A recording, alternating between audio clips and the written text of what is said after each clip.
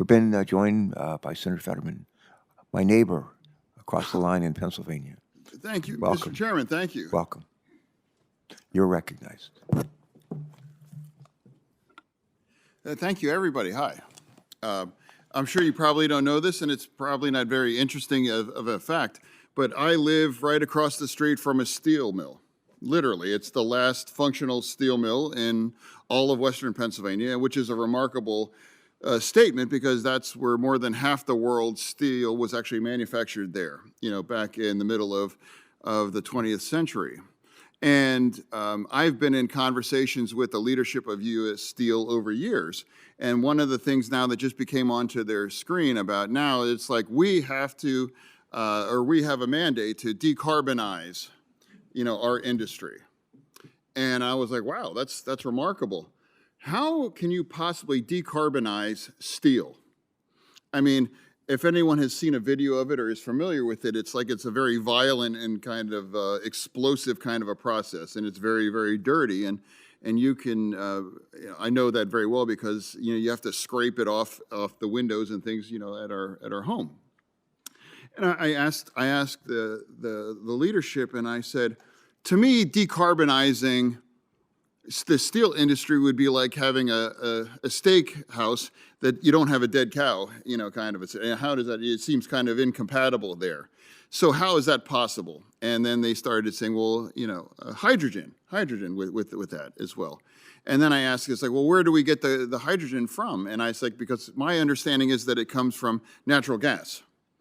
And is that accurate? Is that accurate to anyone, any experts? Is that accurate? I'm happy to answer that question, Senator Fetterman, but today the majority of hydrogen that's produced comes from reforming of natural gas. You're correct. So, but you can lower the carbon emissions of that process by capturing and storing the CO2. So you could still use natural gas and decarbonize it and reform it so that way it can be used in the steelmaking process. So that is certainly one way to decarbonize the steel industry.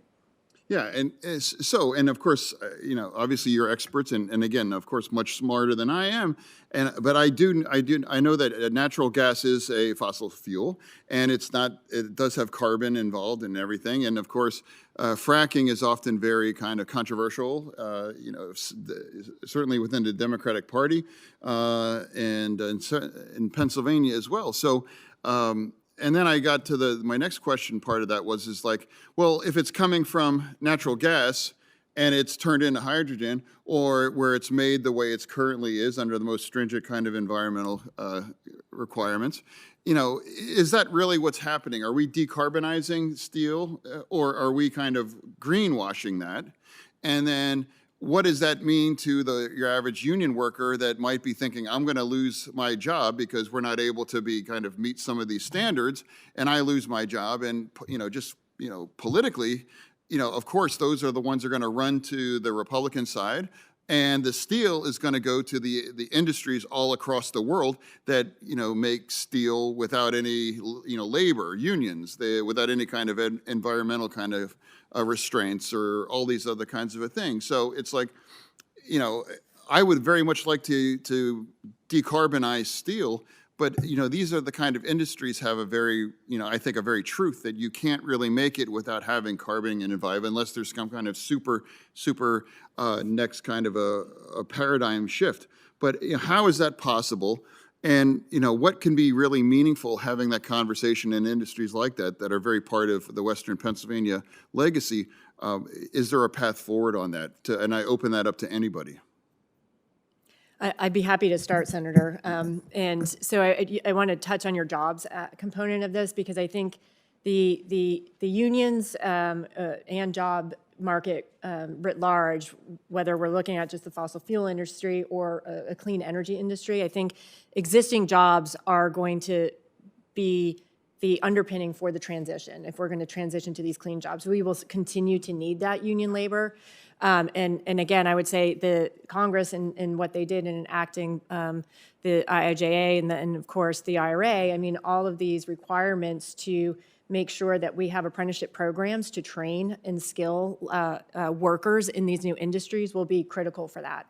But we will need that labor, and as it relates to natural gas and the use of natural gas to produce hydrogen and or replace the fossil fuels that are used in the steelmaking process. I think as we drive towards a zero emissions hydrogen profile or emissions profile, I should say, I think we're going to need the natural gas industry with carbon capture and storage to really help build out the infrastructure that's going to be needed to get to that net zero emitting carbon intensity hydrogen production method, so that way it can be used in decarbonizing these industries, whether it's steel or other industries. 30 seconds, Mr. Chairman. At least 35. Thank you. But really, I mean, I guess the final question on is that perhaps you're aware of how controversial natural gas and fracking is now, but despite all of that and the realities that are part of that, and I do support the natural gas, is there really, are we being honest about decarbonizing an industry like that, or is it just kind of, just trying to, is it meaningful, I guess? Is it genuinely meaningful and all of that? And then is that dangerous? Because if we now decide, well, we're not going to even making these in America anymore, and now we are running right into the arms of foreign kind of steel manufacturers. If I may take on this question, Senator, I think that is a very fair question, and just to say that there are other ways of making steel, and even primary steel, that's being developed now, that would altogether remove fossil fuels from the process, and still deliver that primary high quality steel that we need in several of the industries today, and that actually has the potential to grow the US domestic steel market share. BCG came out with a study that the global clean steel demand in 2050 is something like $1 trillion. And the US has the ability, if we make investments now in a variety of technologies, to be able to capitalize on that. And so things that use clean electricity, that bypass fossil fuels altogether. And just a comment on kind of the natural gas pathway, while natural gas and using carbon capture to create hydrogen is certainly one way to create a form of low emissions hydrogen that could go into steelmaking. The process that would use is a direct reduction process that actually in Toledo, Cleveland Cliffs has a direct reduction iron process with natural gas already. And the way that you would introduce hydrogen into the steelmaking practice is through the same type of process. And so if you're thinking about efficiency and energy efficiency, where the more efficient you can be, the fewer your costs, the more product you're making, the more revenue a company is generating. If you actually start with natural gas, then make hydrogen, and then put it into a DRI facility, you're adding an extra step rather than just going straight from hydrogen in the facility itself without that step. And so I think that's where the importance of things like the hydrogen hubs, trying to stimulate the supply of clean hydrogen from a variety of sources that, beyond just the natural gas derived hydrogen, but clean hydrogen from electricity as well, can really be what unlocks that ability for clean hydrogen to be used in the steel industry to provide truly clean primary steel. Okay. Genuinely, I apologize. I'm sorry this has gone so far, Elaine, but thank you for the opportunity, and thank you everyone for answering all my questions. Chairman, may I weigh in as well on Senator Fetterman's prompt? Oh, okay. Okay. I want to commend you, Senator Fetterman, on the on your point about We'll using, break for lunch in 40 minutes. on using natural gas as a stopgap solution for decarbonizing steel. This is something that we think of as well.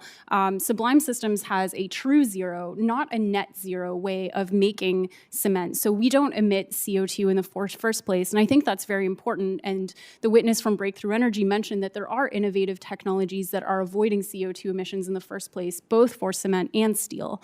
I also want to add that we have signed an agreement with the United Steelworkers Union for labor for our first commercial plant to make this true zero cement. United Steelworker Union employs 50% of the cement workers in the United States, and we believe it's very important for these these workers to bring their skills. We bring this new innovation, this electrochemical manufacturing. They bring the knowledge, skill, expertise, and the safety skills to build this new plant. So I do think that together with our innovation and with the workers from these old manufacturing, we can bring American manufacturing into a clean energy future. I sure hope that's true. I do, because the unions workers that I live next to and everything I talk to see that as like, well, then we're going to, might be the end of our career in making steel in the Mon Valley. But again, I've gone way, way, way too long. I apologize. Thank you. Thanks so much for being here. Thanks very much.